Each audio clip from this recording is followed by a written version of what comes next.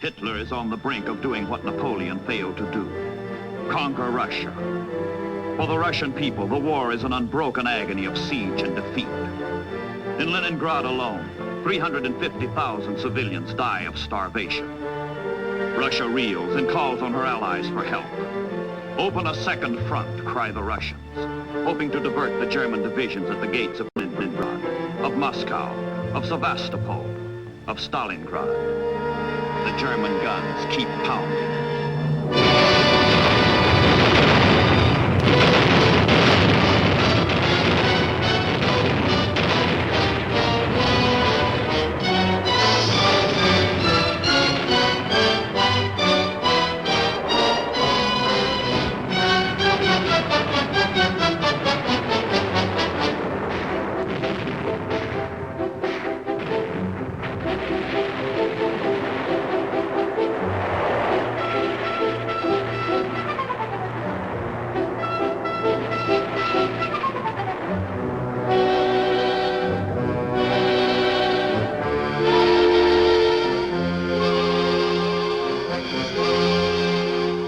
Washington, the Russian appeal comes in a black hour. Everywhere there is victory for the Axis. Nowhere can the democracies do more than hold their own. Action, bold, decisive action, can no longer be delayed. Roosevelt and Churchill must strike. But where? How? The statesmen of democracy ponder the issues and decide. Invasion, a second front.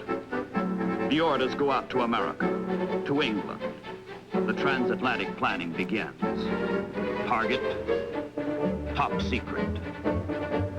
In England, General Eisenhower, newly appointed American commander for Europe, directs the overall strategy. The United States has been at war only a few months, and her means as yet are limited. The Marines on Guadalcanal need all they can get. But the pressure of events is inexorable. The Allies cannot wait, and time will not wait.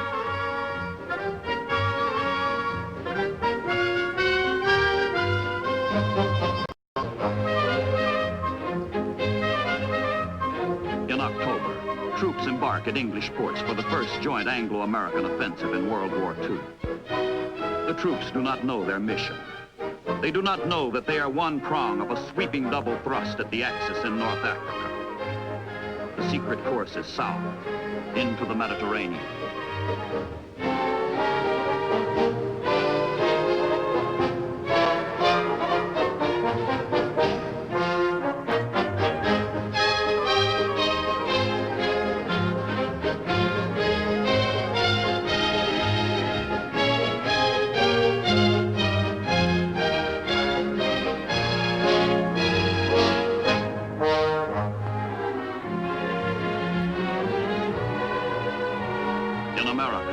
The other prong of the assault is hurriedly forged at East Coast forts, where untried and untested troops, fresh from civilian life, are brought together for the greatest amphibious operation yet attempted. 4,000 miles of hostile sea lie between the crystal sands of Virginia, the granite rocks of Maine, and the far shore of North Africa. Many of the men have never heard of their destination, Casablanca, on French Morocco's west coast.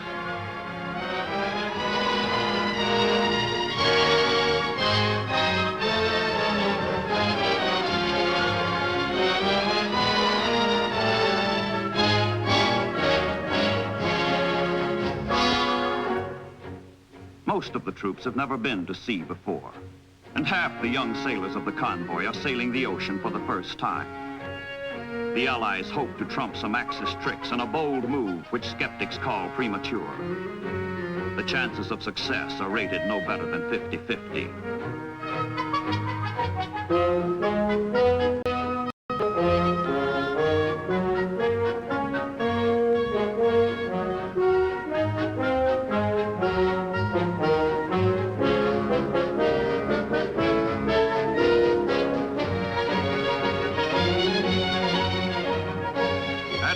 Commands the American task force. Rumors circulate that the ships are headed south for maneuvers. But Task Force 34 is in deadly earnest. The operation is christened the Torch, And on these men and ships falls the job of lighting the torch and keeping it burning.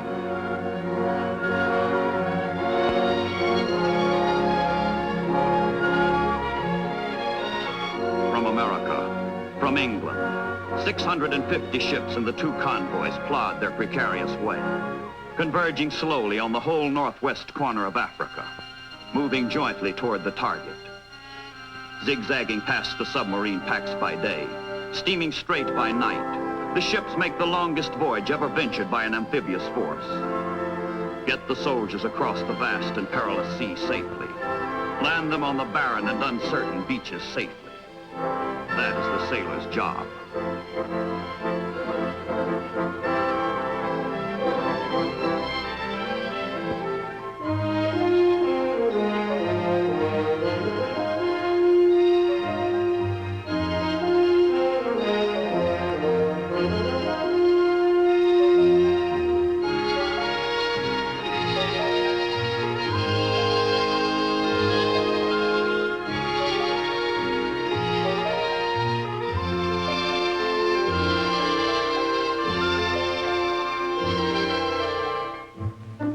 Sailors on watch are charged with the safety of the ships, gravest of responsibilities. But in the transports, the troops except relax, fool around, wait, and try to forget what is ahead.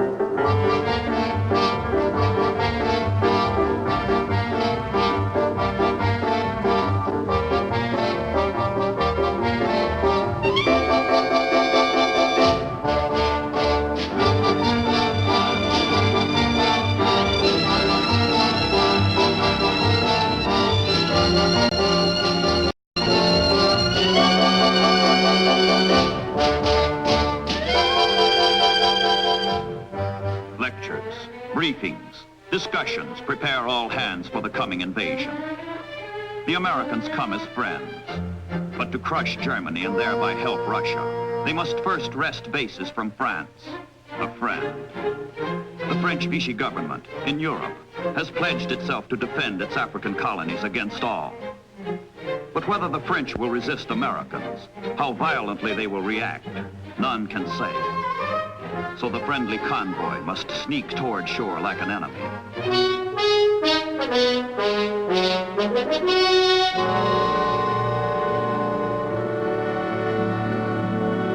Now the convoy lies off the coast of High Barbary. Beyond lies Africa. President Roosevelt announces the landings to the French by radio and asks their help. Then General Eisenhower urges the French to turn their searchlights skyward as a token of welcome. All hands hope and pray there will be no resistance.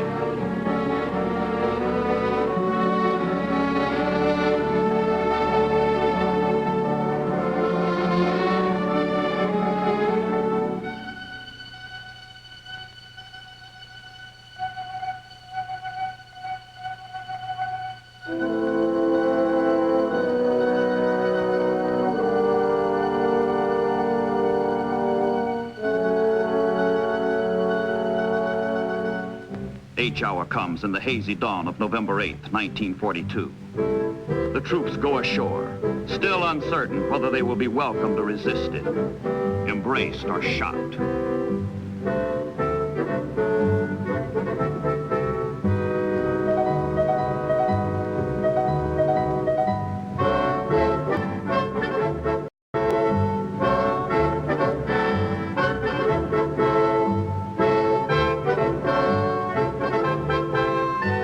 The right signal, no resistance. But the searchlights are deceptive. The lights are hostile, not friendly. The French are confused. They have not heard the Allied broadcasts, and military leaders loyal to the Vichy government decide to fight.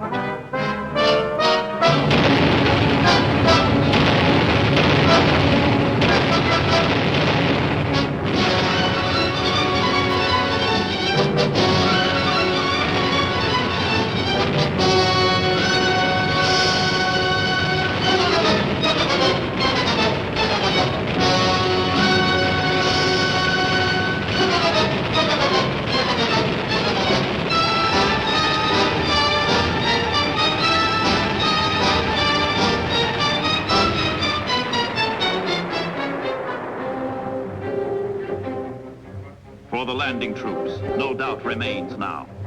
They will be resisted. The shores are hostile. The French are fighting.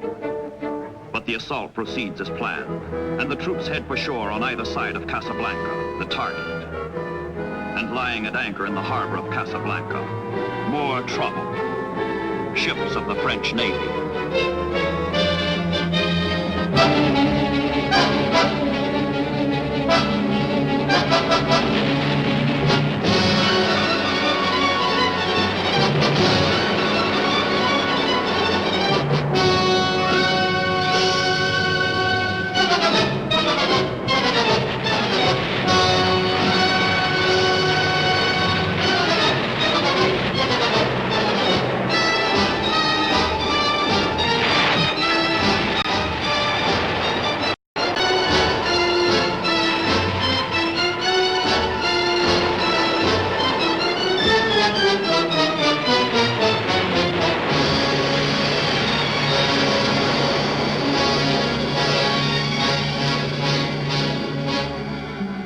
The battle for Casablanca continues for 3 bitter days before the Vichy French surrender, and the Free French and their American allies take over.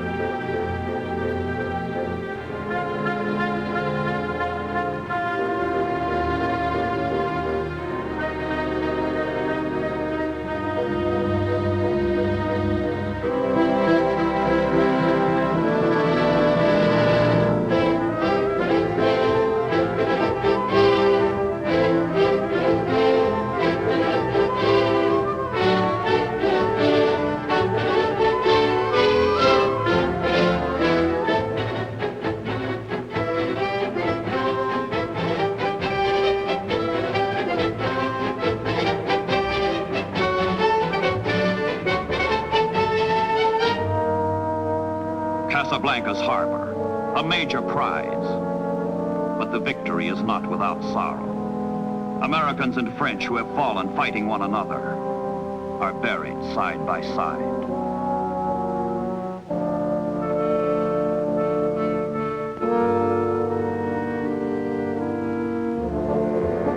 A German commission sent to negotiate with the French is trapped in Casablanca. This, says the general who heads the delegation, is the worst setback to German arms since 1918.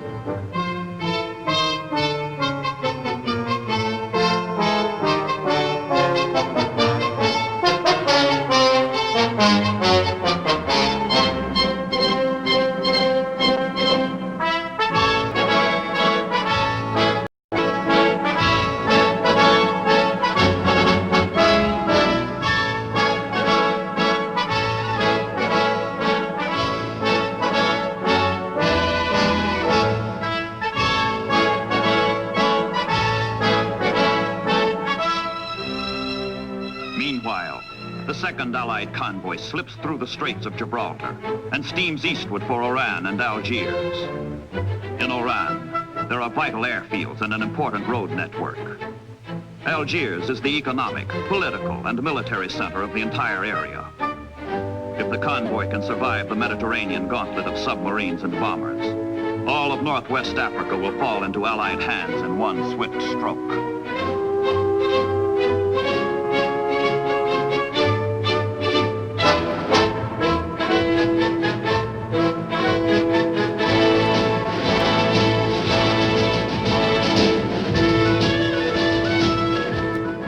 With some help from the French, the tactics work. The landings are the first major Allied victory in the war against the Axis. 3 days after the first troops touch the beaches, French North Africa is a fighting ally. The French themselves are now free to join the march against the common enemy.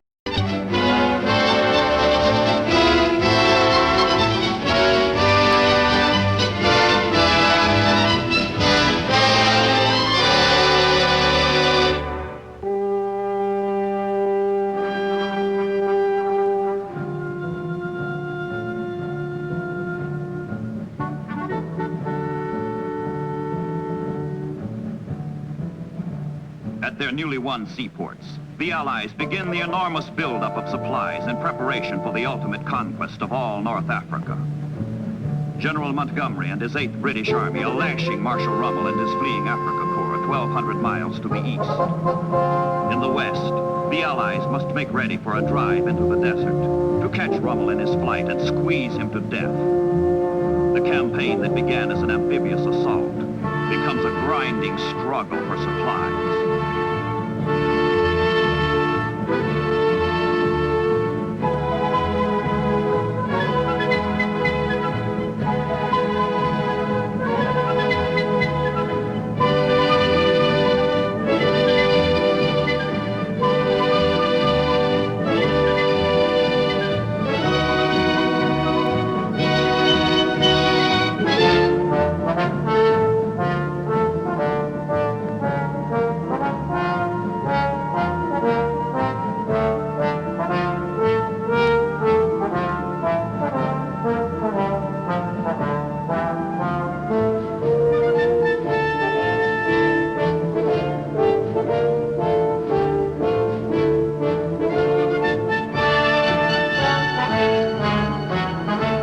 The showdown for the Mediterranean is on. All supplies, all Allied soldiers must be brought in by ship. The campaign depends on the ports and the navies that control them.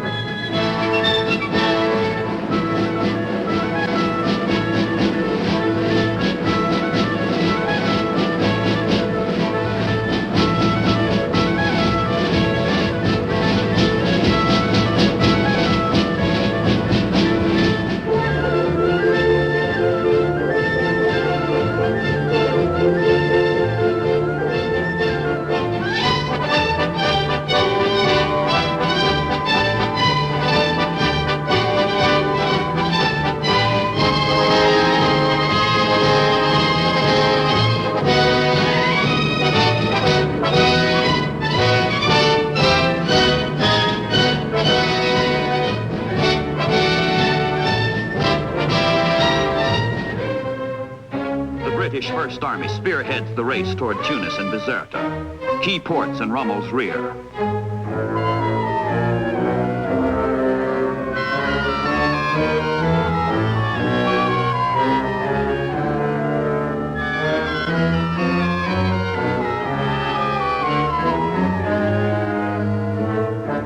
But the Desert Fox and his unbroken Africa Corps reach Tunisia first, checking the Allied move and nullifying the chance for a quick German defeat. Rommel's dream of taking Suez is shattered, but the Nazis still have a firm grip on North Africa. They they will not let go. Into Tunisia, across the Mediterranean narrows from Sicily, the Axis High Command sends streams of transport planes to reinforce Rommel. Swiftly, efficiently, the Axis begins its own build-up to counter the Allies.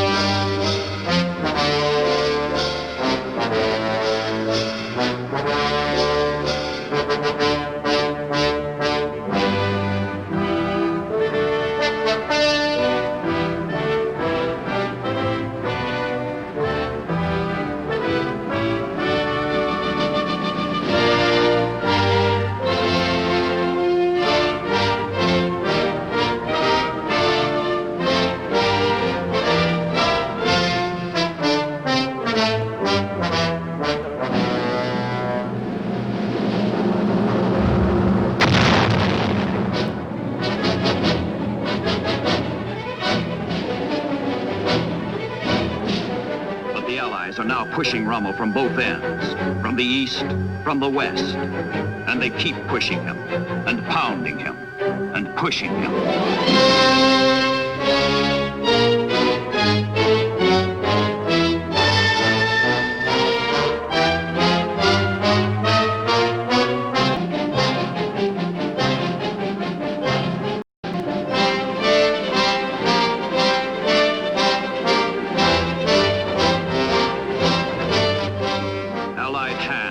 The Axis throat.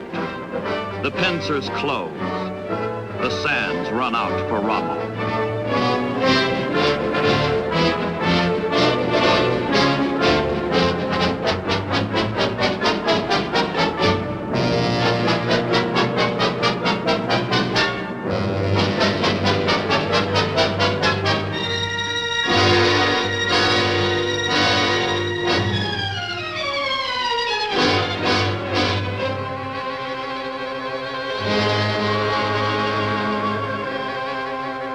Death of the Africa Corps. End of the Axis in Africa. Defeated in the Mediterranean on sea and the sand.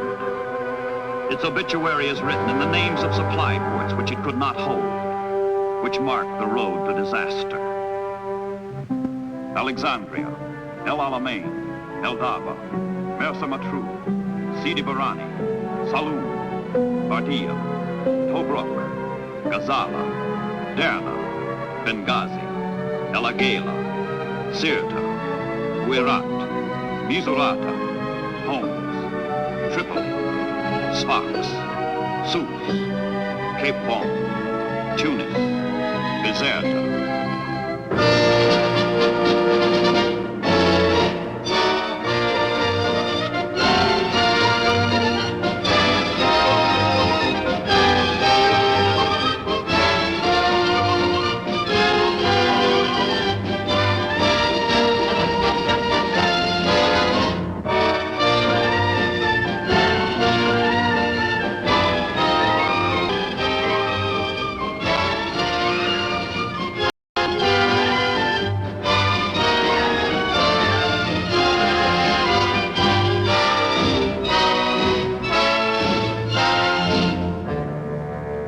250,000 Axis prisoners.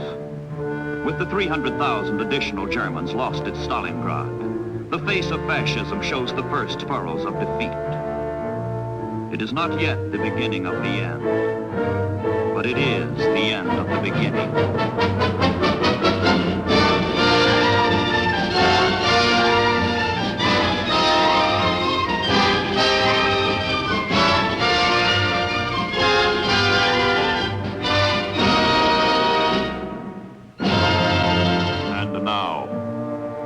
Beneath the Southern Cross.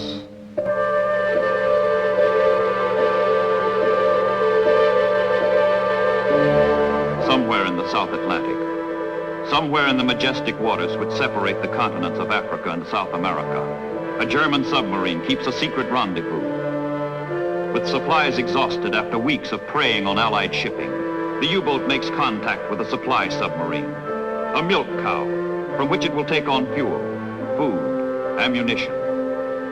Fattened and refreshed, fighting submarines range farther, strike oftener, hit harder without having to return to base. The South Atlantic is now a battleground.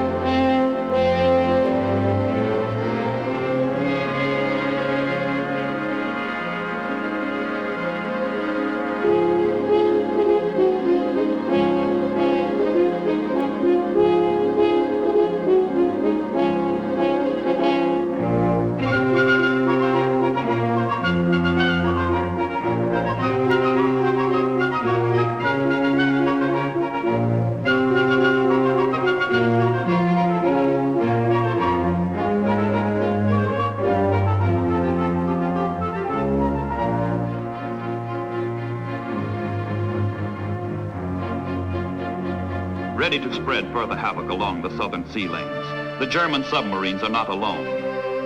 Through these waters runs Germany's only link with her Oriental partner. The Japanese Empire sends its submarines through the South Atlantic to demonstrate to blockaded Germany its loyalty to the common cause, fascism.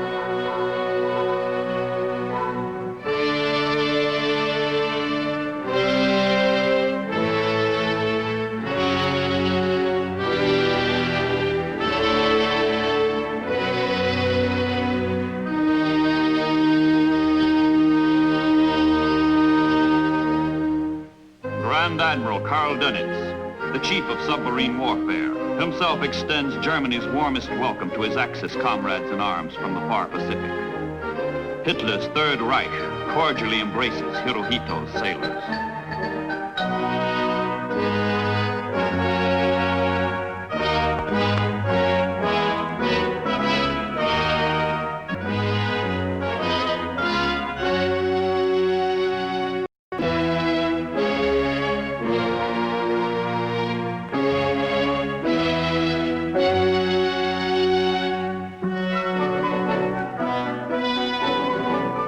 For the German Navy, war has come 5 years too soon.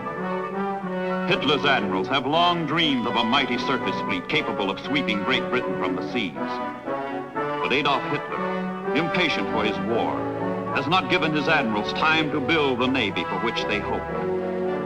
The German surface ships consist only of 2 old battleships, 10 cruisers, and 3 pocket battleships, which are the pride of the fleet. At the outbreak of war, Hitler summons the captain of his finest pocket battleship, the Graf Spee, and orders him to disrupt and destroy enemy merchant shipping by all possible means. The Graf Spee is superbly equipped for her mission. Brilliantly designed, she combines maximum hitting power with the greatest possible speed. With her 33 guns, her 8 torpedo tubes, and a crew eager for blood, she heads for the South Atlantic to carry out her Führer's orders.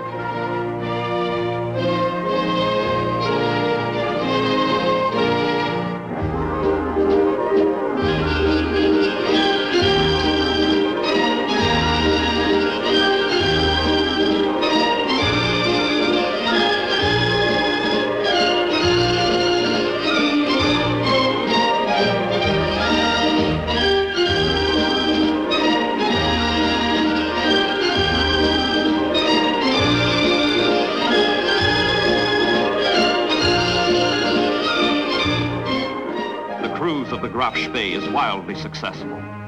Single-handed, she hunts down and murders 50,000 tons of precious Allied shipping. As long as the Graf Spee is on the loose, no freighter within her enormous cruising range is safe. Let any merchant ship run afoul of her, and that ship is doomed.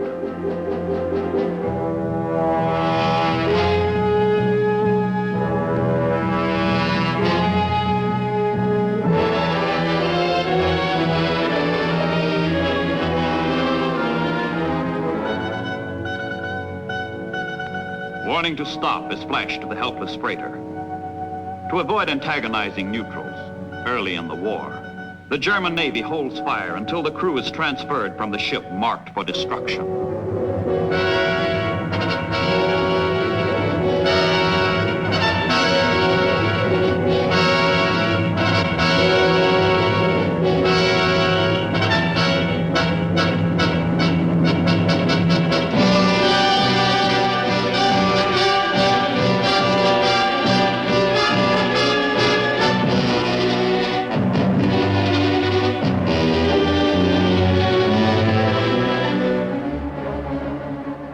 The menace of the Graf Spee overshadows the entire South Atlantic. But the hunter is being hunted. British cruisers, Exeter, Ajax, Achilles, after incessant search, bring the pocket battleship to bay.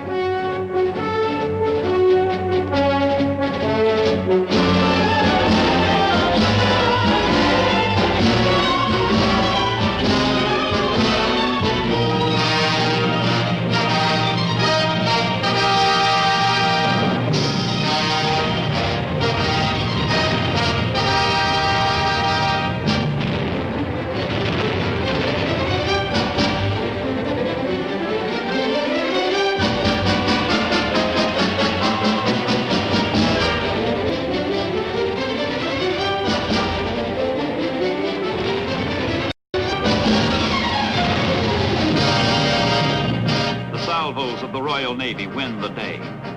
They damage the Graf Spee, but they do not sink her. Crippled and far from base, the German runs for cover.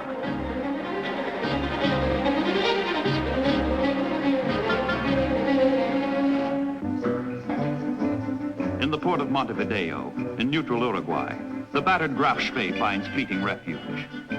But 2 weeks are needed for repairs, and the international laws of neutrality rule she can remain a mere 72 hours.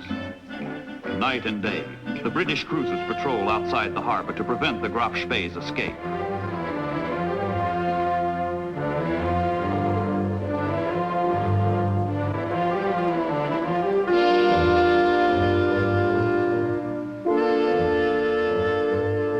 Ashore, the Uruguayan government imposes the strict neutrality rules on the German crew and rejects the desperate pleas of their captain to extend the time limit. The Graf Spee is trapped.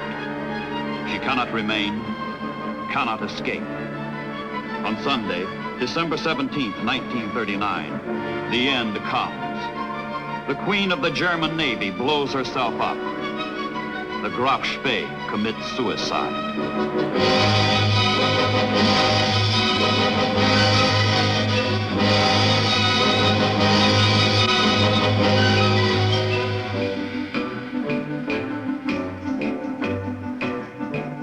But Axis warships are not alone in menacing the free world below the Tropic of Cancer. German interests, with their own newspapers and business organizations, ally themselves with the fatherland. The totalitarian trappings of German fascism are openly worshipped on South American soil.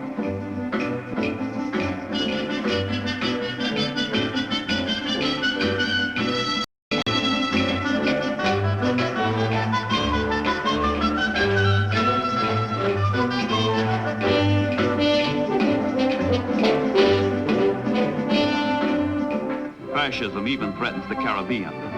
At the island of Martinique, important units of the French fleet lie anchored after France surrenders to Germany. The United States must prevent the ruling Vichy sympathizers on the island from transferring these ships to the Germans. The United States Navy exerts pressure to thwart such a move, keeps the warships neutralized. Strategically located islands like Trinidad, crucial to the defense of the Panama Canal and the Atlantic coast, become ramparts which the Navy uses to keep the war from the shores of the Americas.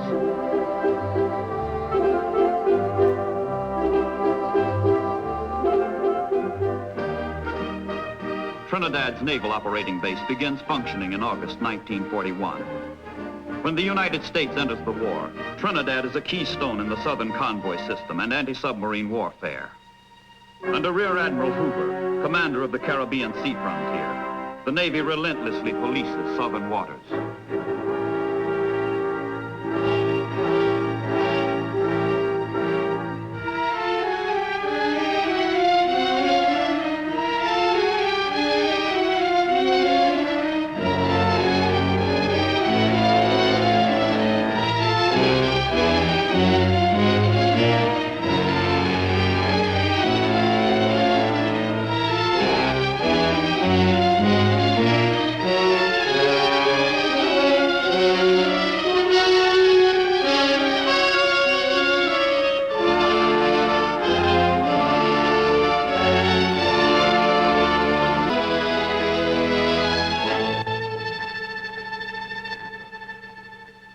There is another kind of killer loose beneath the Southern Cross. It is not the U-boat, not a warship, but a German raider disguised as a merchantman, stalking her prey by stealth and fraud. Her victims think her an innocent freighter. But this is the Atlantis, a ravager that hits suddenly from ambush, showing her true colors only when ready to kill.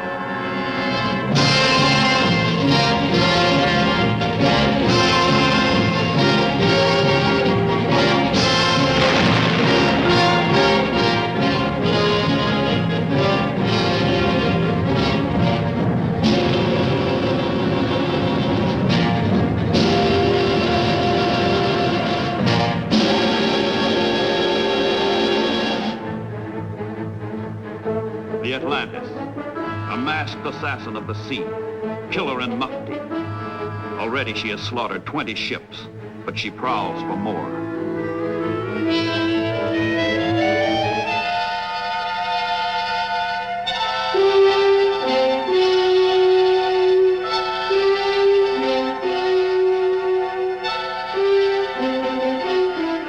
A fat prize, this one. A Greek merchant ship. Her crew is brought aboard the raider, and the boarding party is ordered to loot her provisions and cargo before sending her to the bottom. The lawlessness to be staged on her deck stems from the days of skull and crossbones, the days of piracy on the high seas. First, the raider will exact her tribute, then she will destroy.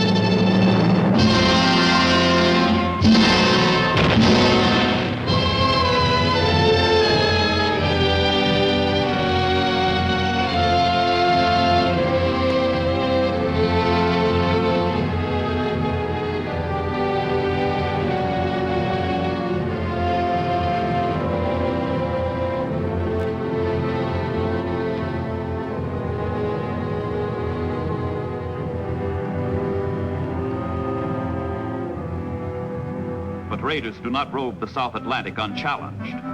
His Majesty's cruiser, Devonshire, sweeps far and wide to flush them out of these remote, vital waters, which feed the world's major ocean arteries.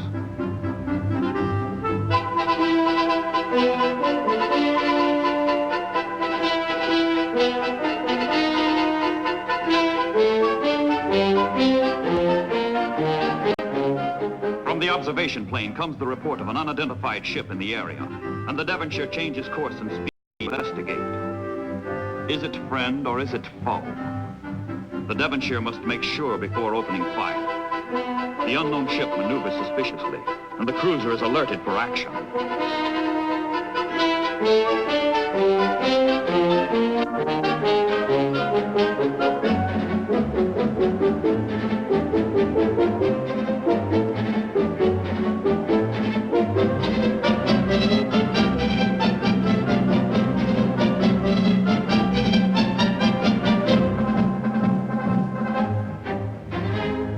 Suspicion grows into certainty as a check of intelligence reports indicates the ship may be the German raider known as number 16.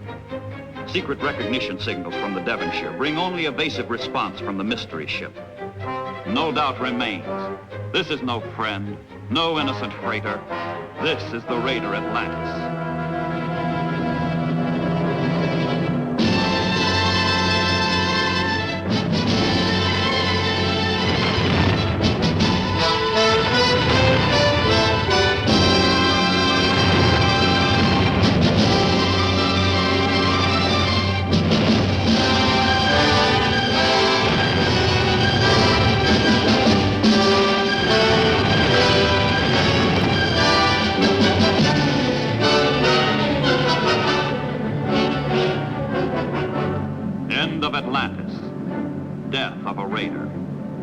Devonshire cannot stay to rescue survivors. For wherever a German raider is, there also are German submarines.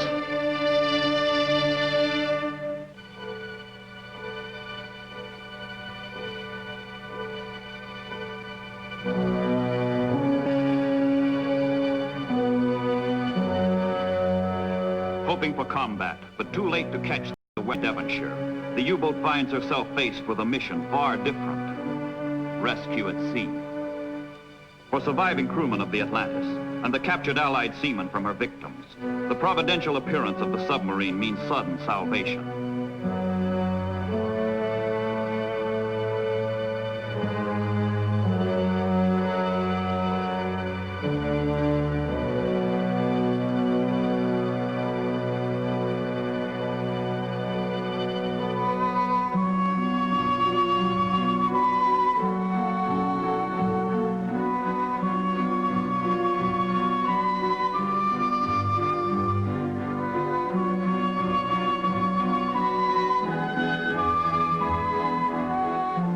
Lifeboats in tow, the submarine heads toward a rendezvous with the supply ship, which will take the survivors ashore.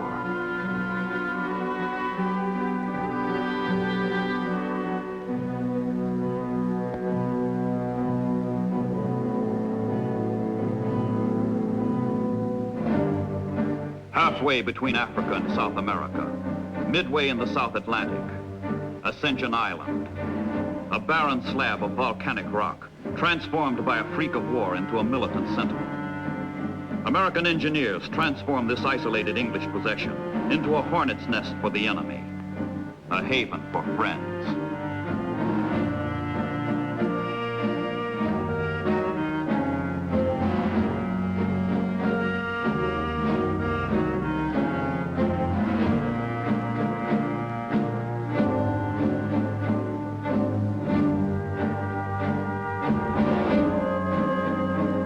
Ascension's airfield, short-range American planes pause fuel on their flights to Africa. And from Ascension, patrol planes wing out in both directions, where the bulge of Africa and the bulge of Brazil squeeze the ocean together into the South Atlantic narrows.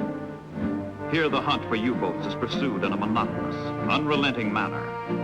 Here more submarines are destroyed than in any other comparable stretch of ocean.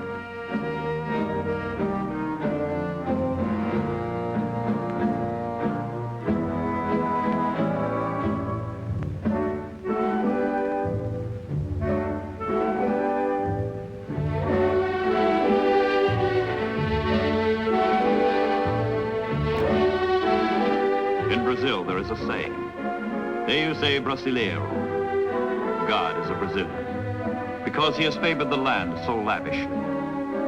In August of 1942, Brazil joins the Allies in fighting the aggression that imperils the two Americas alike. The navies of Brazil and the United States have long worked together.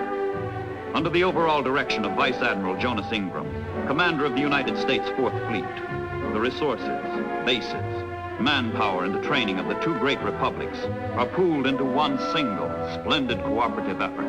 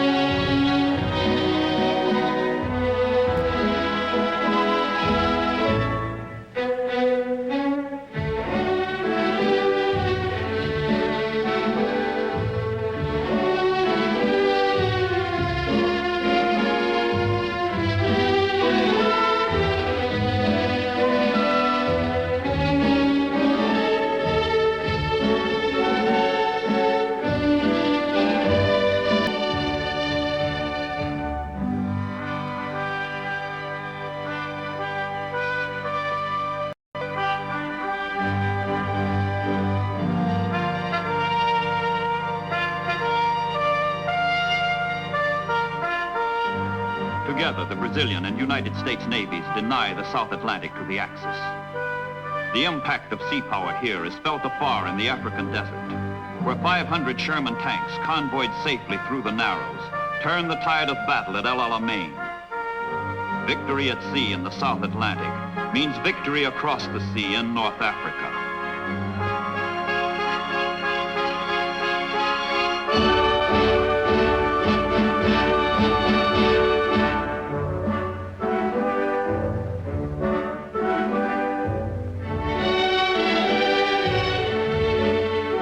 From bases like Natal, Cape San Roque, Recife, Fortaleza, Belém, bases on the bulge of Brazil, the Navy sends up its aircraft to scan the aquamarine waters of the southern hemisphere.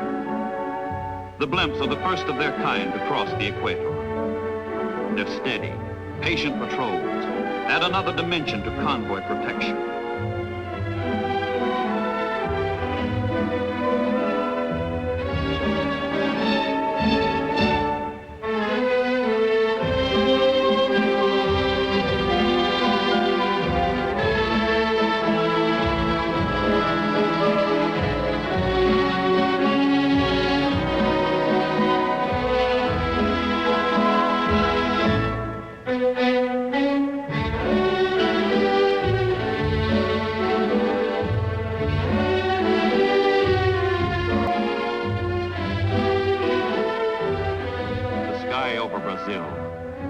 The sea off Brazil, and the earth that is Brazil.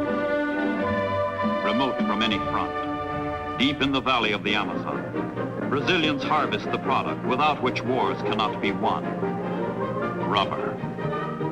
Here in the far-off primeval forests, the first primitive steps are taken to shoe the wheels that one day will roll across Italy and France, and into Germany. North America is the arsenal of democracy, but South America pours out her wealth to keep the arsenal stocked.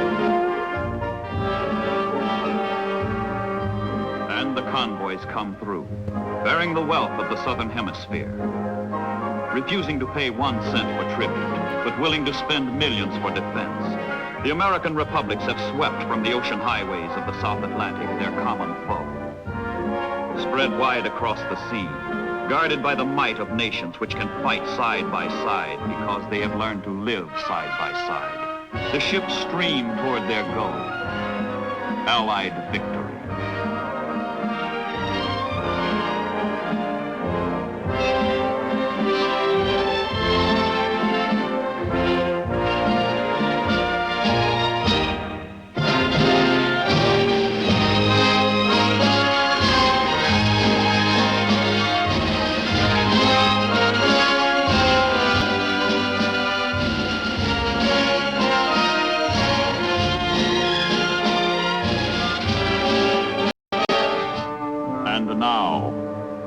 The magnetic North.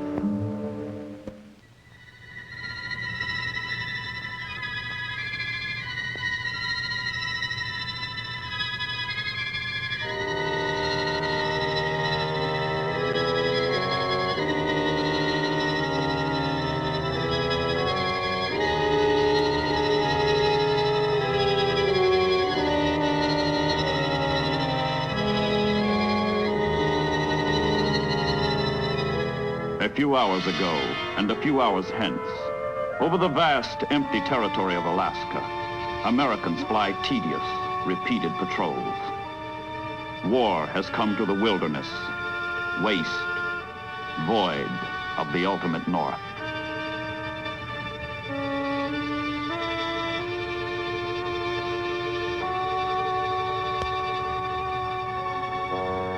For the first time in history, the vacuum that is the top of the world is filled by major powers who meet there and clash.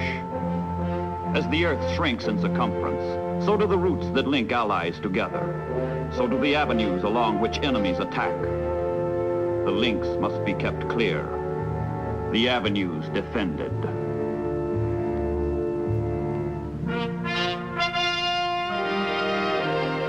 After Dunkirk, while Englishmen stand at bay, marshalling their strength, they strike to the north. Under Lord Mountbatten, crack commando troops hit key enemy coastal positions with swift, ravaging raids in the ancient tradition of the Royal Navy, the tradition of Drake and Essex. In March of 1941, a commando force works its way through tortuous Arctic waters to Staten Islands off German-occupied Norway. Fish oil tanks, factories, and installations crucial to the enemy war machine are marked for destruction. The creed of the commandos? Plan thoroughly, strike boldly, retire swiftly.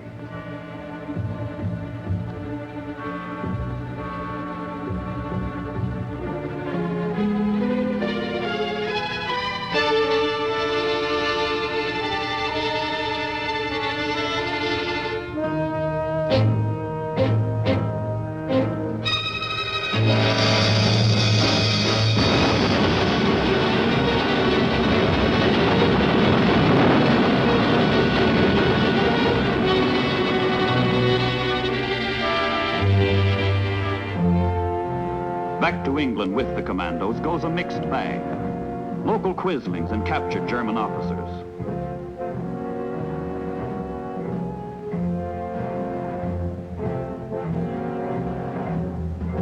And 350 Norwegian patriots dedicated to democracy's cause, the liberation of their country. Target, Spitsbergen. Ocean, the Arctic. Date, August 1941. Spitsbergen's rich coal deposits and key weather stations are important to the Germans. They must be destroyed.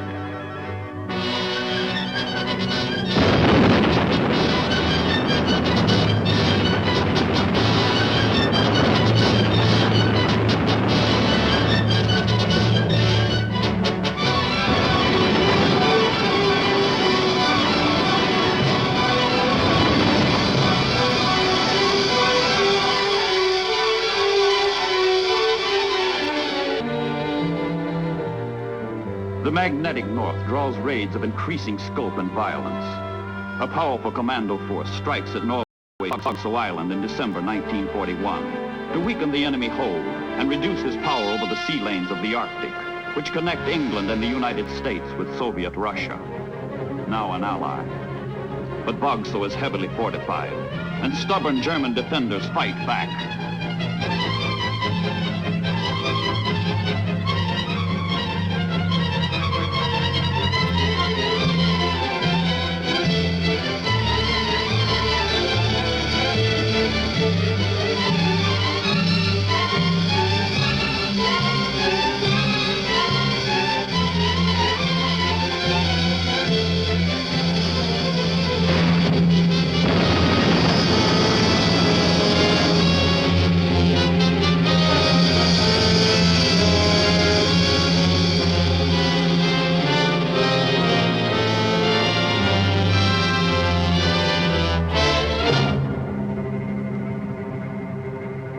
When the raid is over, 150 Germans are dead. More military installations wrecked, more patriots liberated, more quislings captured. And the commandos head for home as their countrymen, together with the Americans, determined to get supplies to desperate Russia, no matter what the cost. An ally is in peril, and a lifeline is flung across the top of the world. It is the most expeditious way of feeding embattled Russia from democracy's arsenal, the shortest route. But for the pregnant ships, the grimmest, the harshest, the cruelest.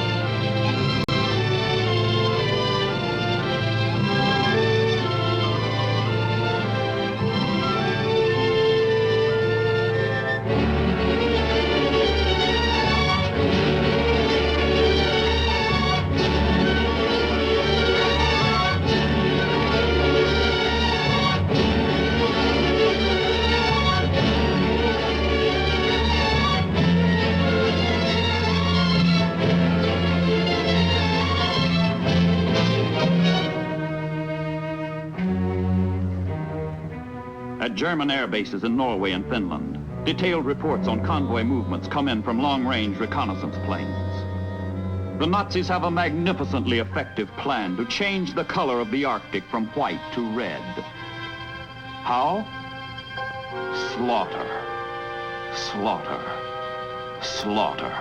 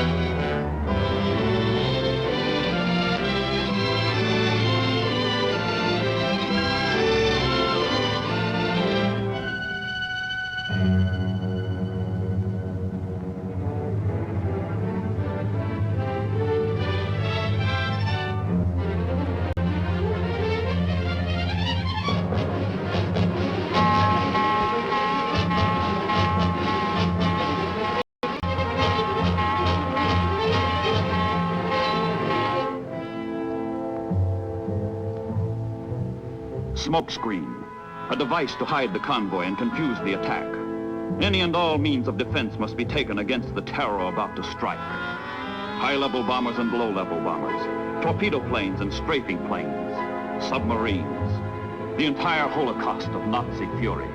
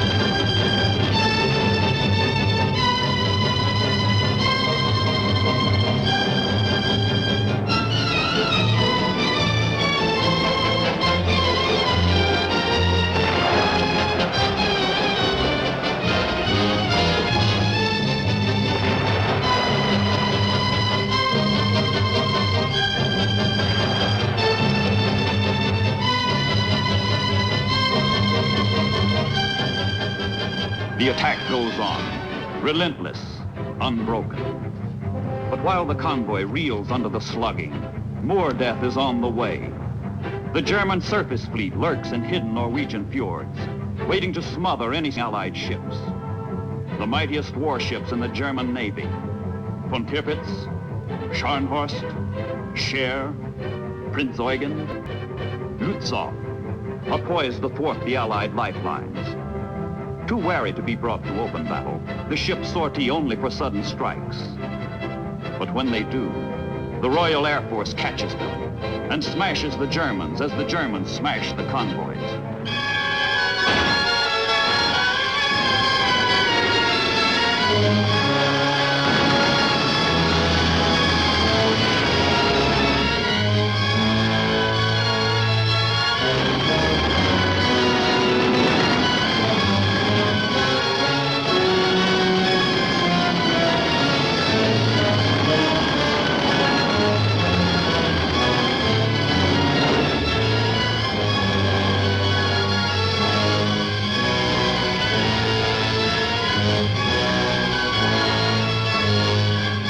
Now the Germans reel in the seesaw struggle for the Arctic, but the Murmansk convoys come close to full disaster.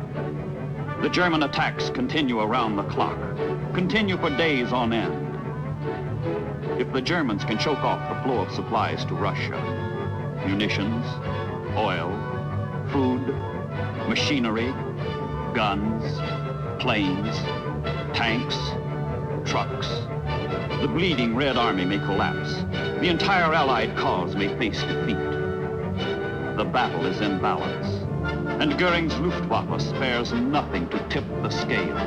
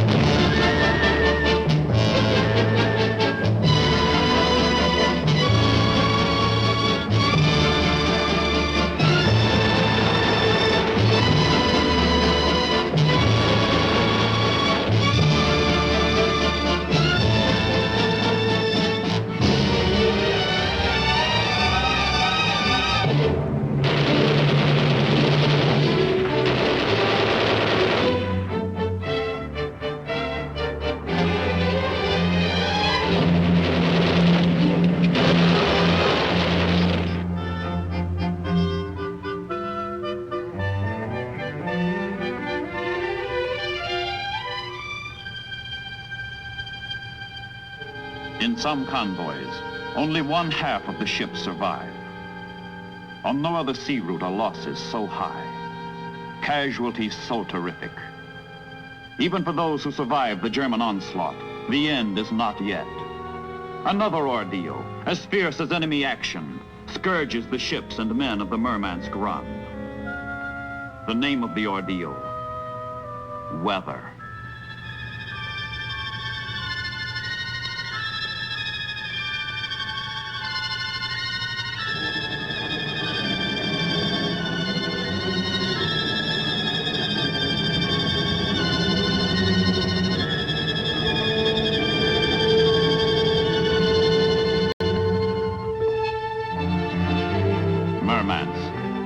The goal.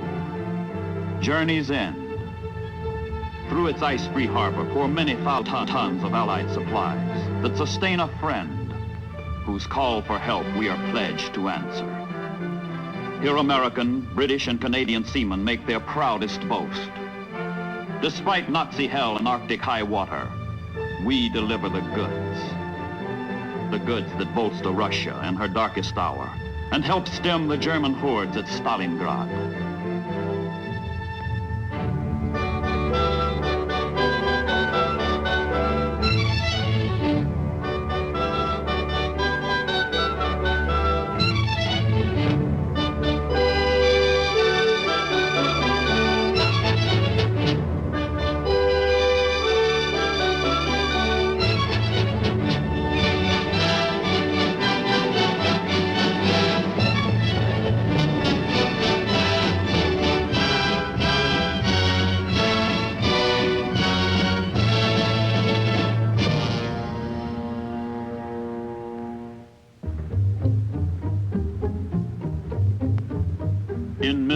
Murmansk, the suspicious Russians restrict the movements even of their own allies.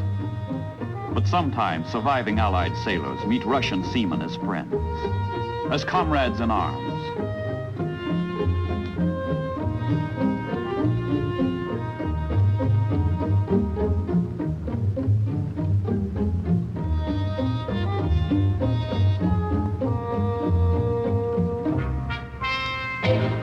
Directly across the North Pole, the United States faces the Soviet Union on the Bering Sea, where the Aleutians stretch 1,000 miles toward Asia.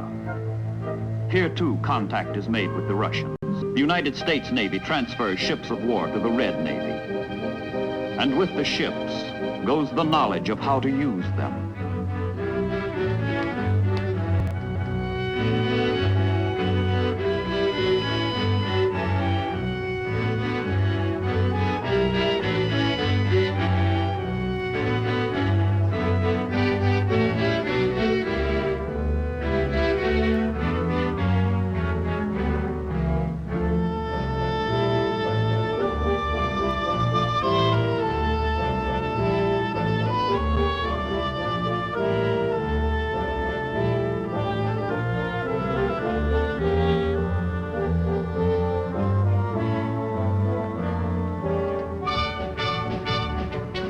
Speeches, ceremony, full-dress formality attend the transfer of the warships from one flag to the other.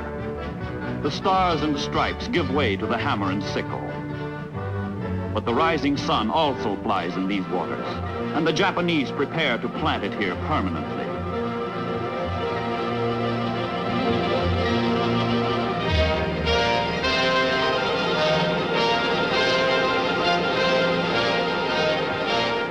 The top of the world is a Japanese target, and she pinpoints Attu and Kiska for invasion as part of her overall strategy in the Pacific. The Aleutian Islands are to be the northern anchor of Japan's oceanic defense line. While the Imperial Japanese Navy hits tropical Midway, a mobile force splits off from the main body of the fleet and plunges into the Arctic. Alaska and Canada are threatened by invasion as enemy troops approach American soil. The Aleutians, prophets of war, have warned. One day Japan will seek to invade through the Aleutians. The Japanese have come.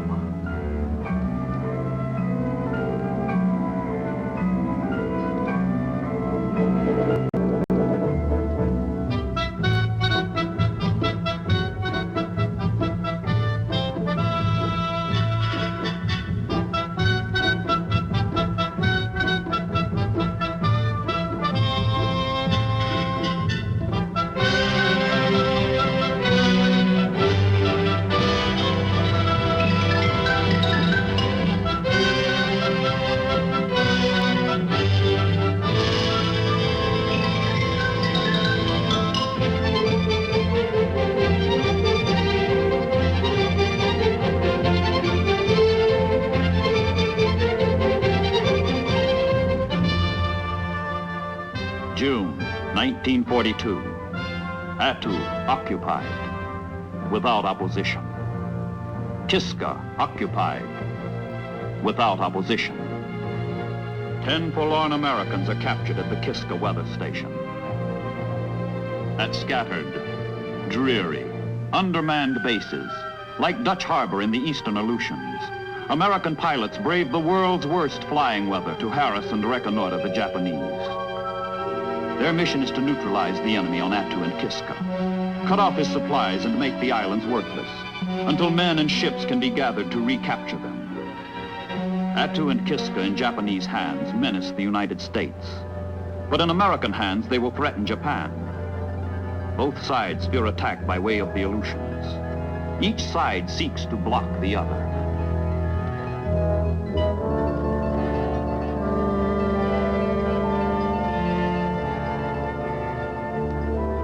May 1943, the stubborn stalemate breaks. From Cold Harbor in Alaska, an assault force of 29 warships and transports set sail for Attu. It is America's third amphibious war. North Africa succeeded. The Guadalcanal landing was a success. But now the ships grope their way through navigational hazards unmatched in all the 7 seas. treacherous currents, uncharted rocks, continual fog, raging storms.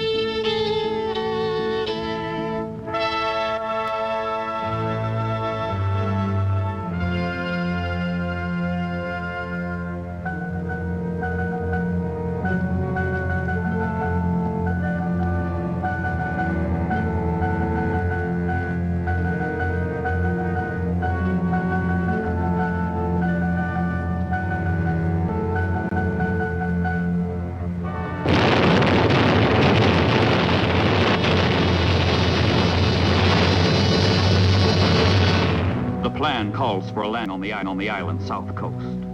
The place? Massacre Bay. The orders: advance into Massacre Valley, where the enemy waits.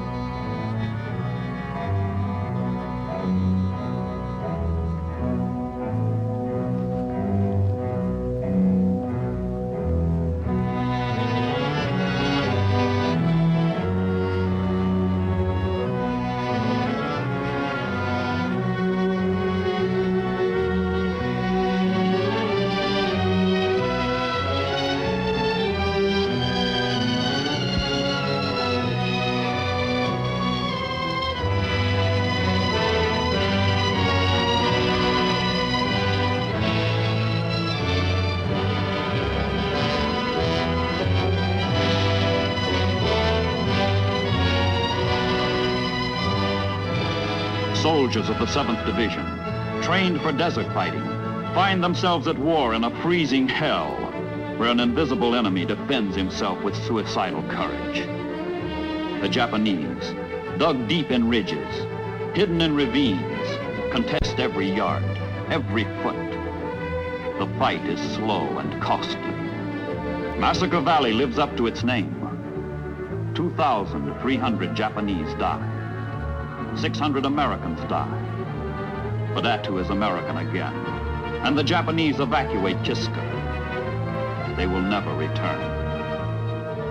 Victory over the Northern, a desolate victory. The Arctic becomes a theater of military frustration. Nothing more happens to affect the outcome of World War II. Upward wah whips with bone-piercing chill, and the skies are eternally gray.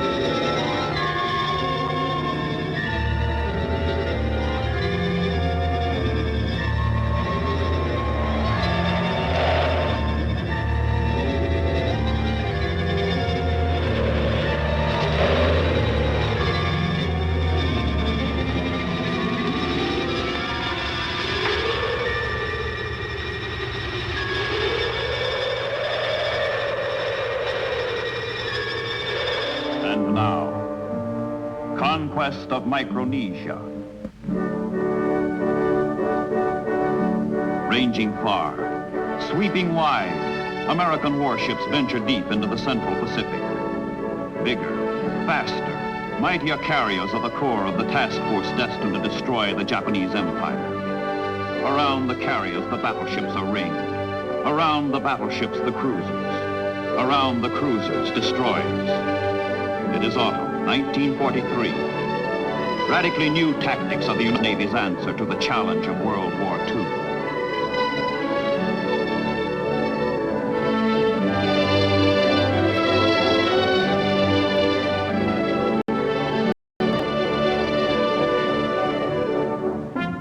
The immediate targets are the Gilbert and Marshall Islands, scattered for 1,000 miles athwart the equator.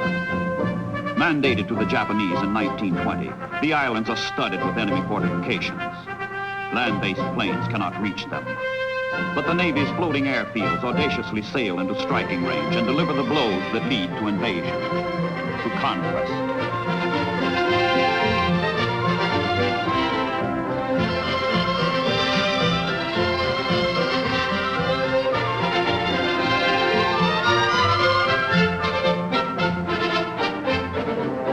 Like homing pigeons, the Hellcats and Corsairs return.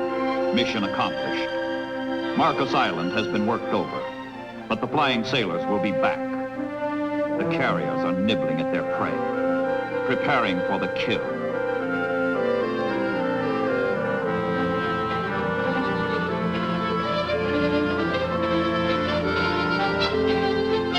Pilots make their combat intelligence reports. This information is the blueprint for future assaults. After hard-hitting months at sea, the task force returns to base, to Pearl Harbor.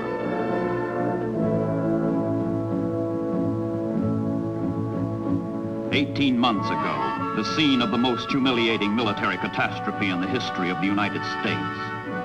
Today, Pearl Harbor is the mightiest of bases, sheltering an ever-expanding fleet, ever-increasing assault forces. And only minutes away is Honolulu, a light-hearted haven in the midst of war, an interlude for sailors between battles.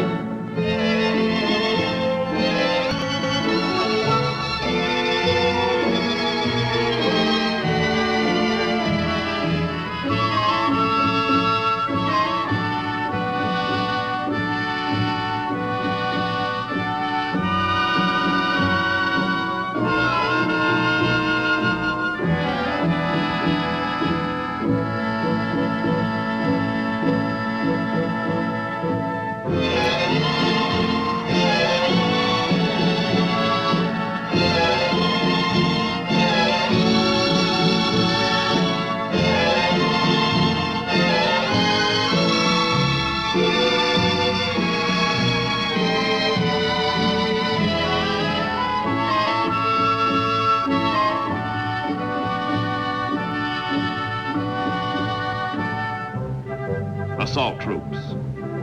They come from places like Kansas, Alabama, and Oregon. They are destined for places like Tarawa, Kwajalein, and Eniwetok. The names are worlds apart, but global strategy demands they be brought together. Tokyo lies 4,000 miles westward by sea. It cannot be reached unless these men first suffer and bleed and die on intervening coral atolls that block the way.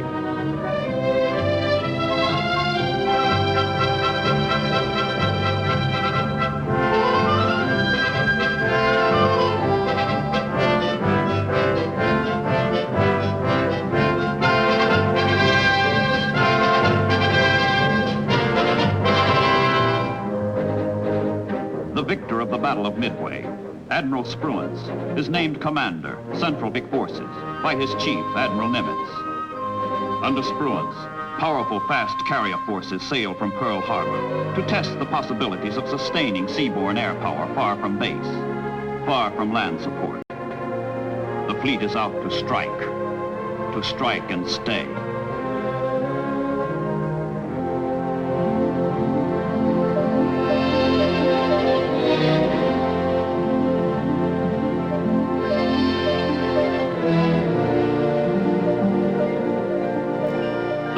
new Essex-class carriers bring air power where air power is needed, anywhere, anytime. Each of the 27,000-ton ships can be driven through the water at a speed that keeps pace with the fastest units in the fleet.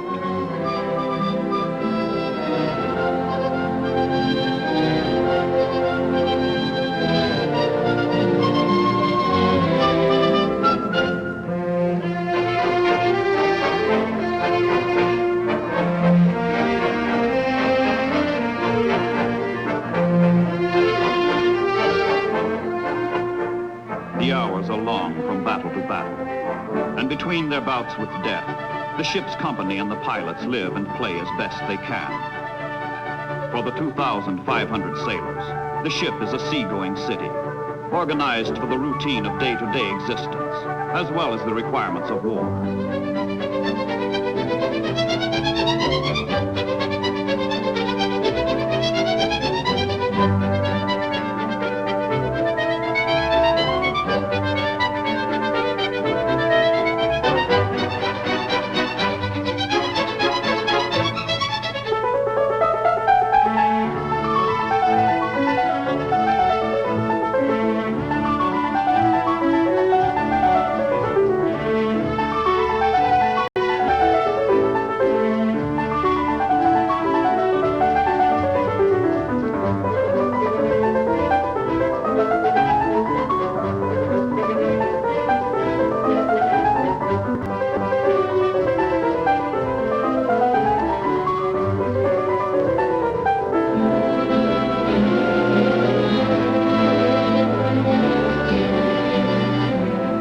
The business of warships is war, and the task force speeds steadily toward the target, into battle.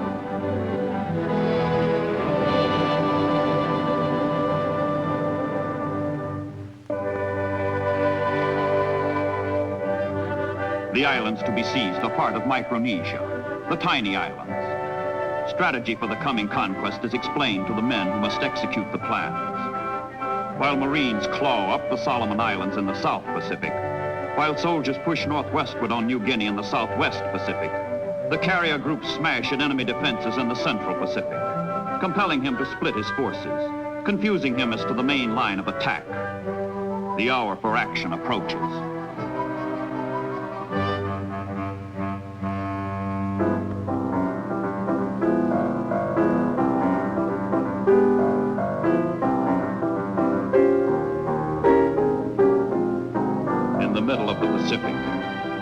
In the middle of nowhere, every sailor in every part of the ship prepares for the coming attack.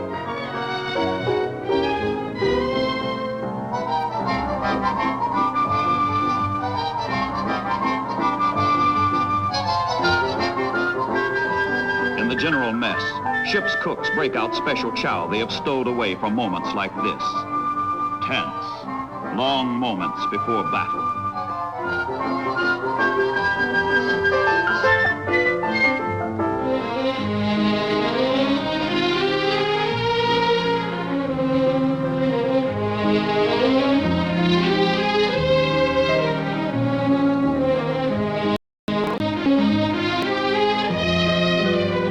None says, but all know, some shipmates, at ease today, will be dead or wounded tomorrow.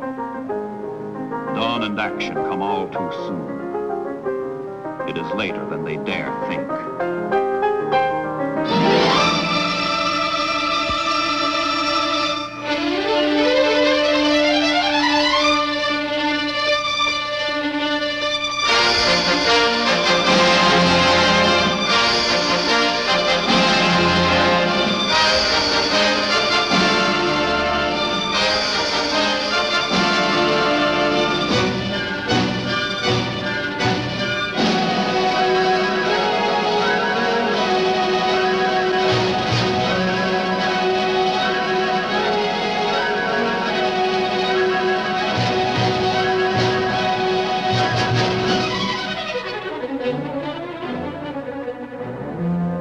Carrier planes go in to bomb and strafe the target, and the ships unleash arsenals of shell fire.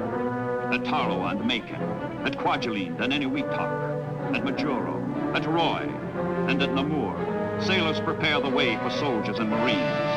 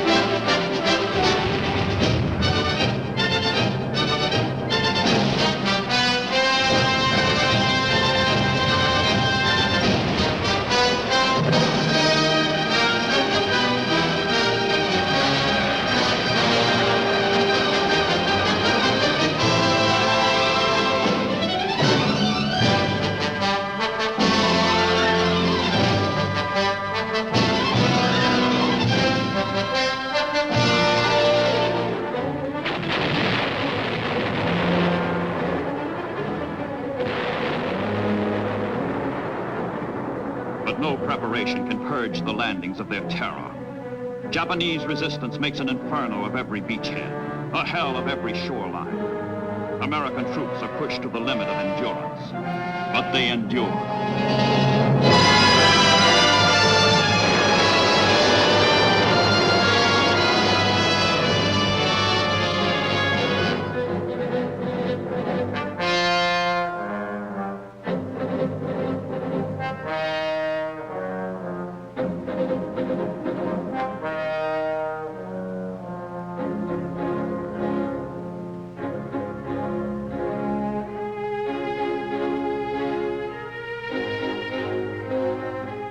Supply ships keep fighting ships at sea, in combat.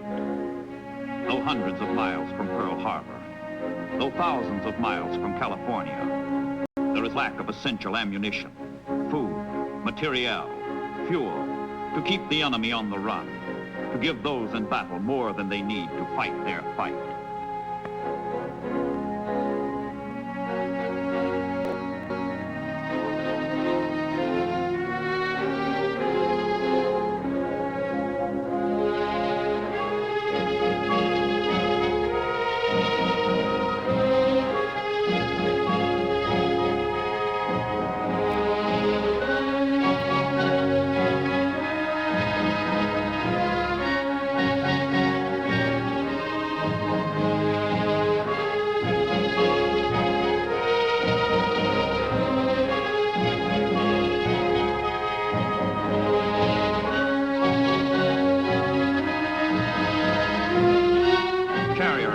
Not only spearhead invasion, but they lend close support to ground troops when and where needed. Other carriers roam far afield to pound down such enemy bastions as Truk, a formidable fleet anchorage in the Central Pacific, an island the Japanese have encrusted with armament, aircraft, pilots, and soldiers in their attempt to dominate Micronesia.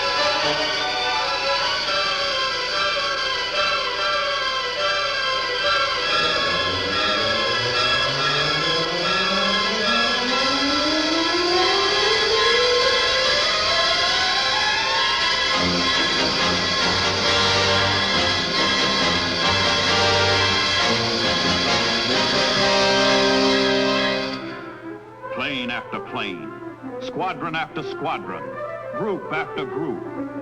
The carriers hurl skyward young pilots who will help break the Japanese hold on the Central Pacific. 12 fast carriers, 100 planes to every ship, fighting Hellcats, dive-bombing Dauntlesses, Avengers armed with torpedoes, winged warcraft fill the sky.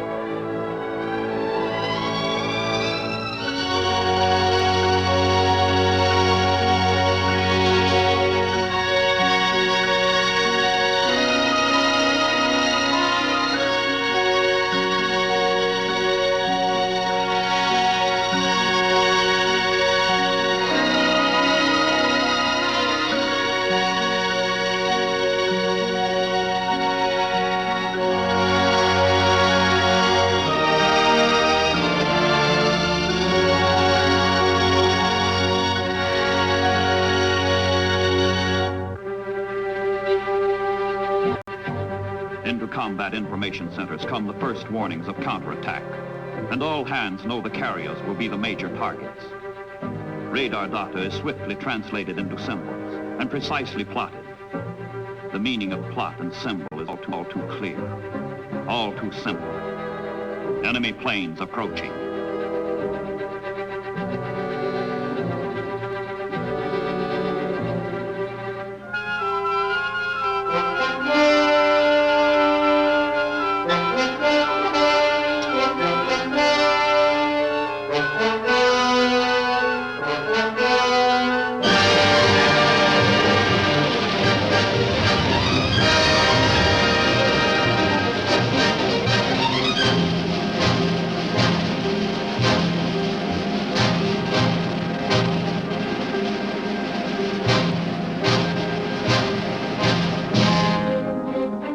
Fighter direction officers order out the carrier's combat air patrol to intercept the attackers, beat them off, shoot them down.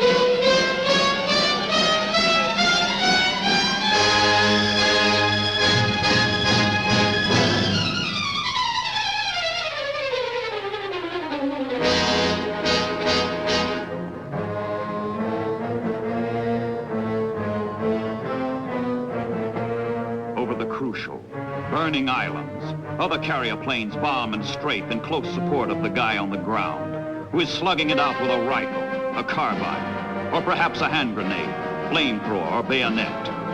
But it works.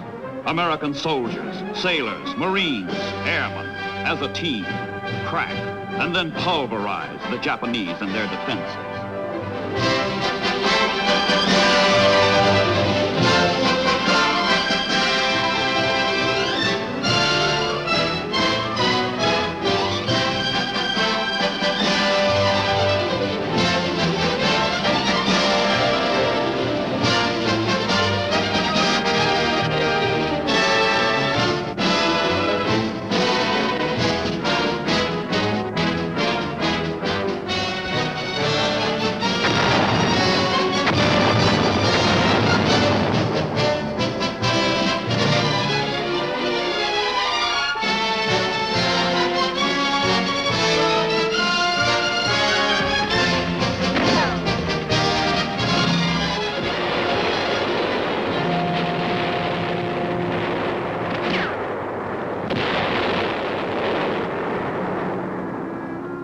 island falls, and the Japanese never give up until they die. But there are always a few survivors, too stunned to fight on, too broken to resist.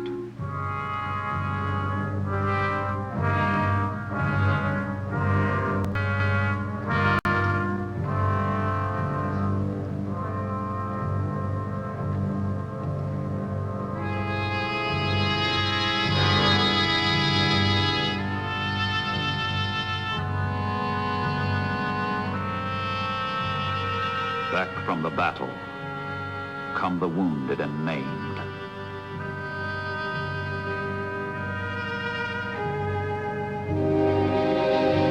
Back to the carriers come the shattered and crippled.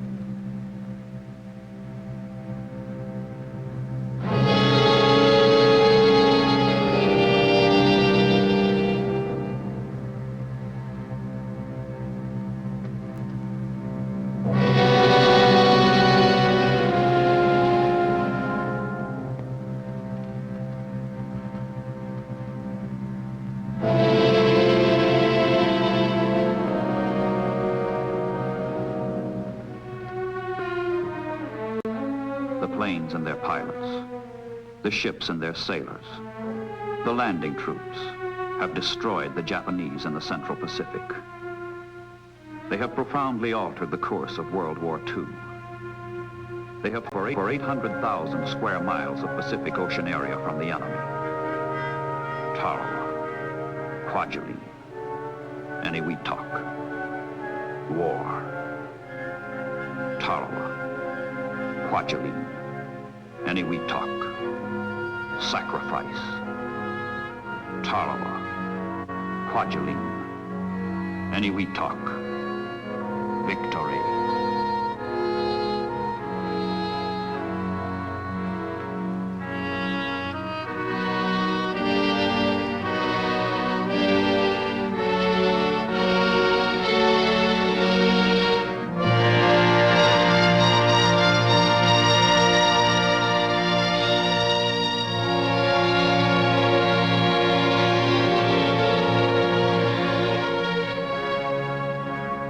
The conquest of Micronesia.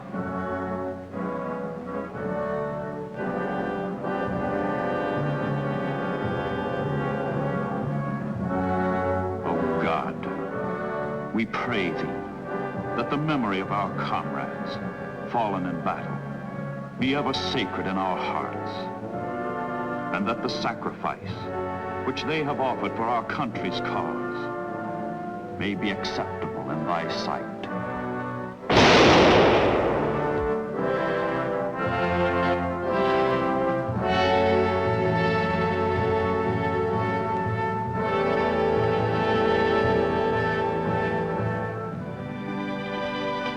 And may this sailor find goals with the plane in which he gave his life, that we might live.